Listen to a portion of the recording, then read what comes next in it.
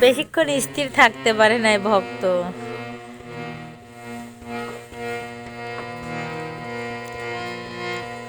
ঝড়ের আঘাতে আজি কাঁপে দীপ শিখা, জানি না লালাটে আছে কি লিখন লিখা। তুমি তো ভালোই জানো কি লেখা লিখেছ, আমরা জানি না কিছু, জানি তুমি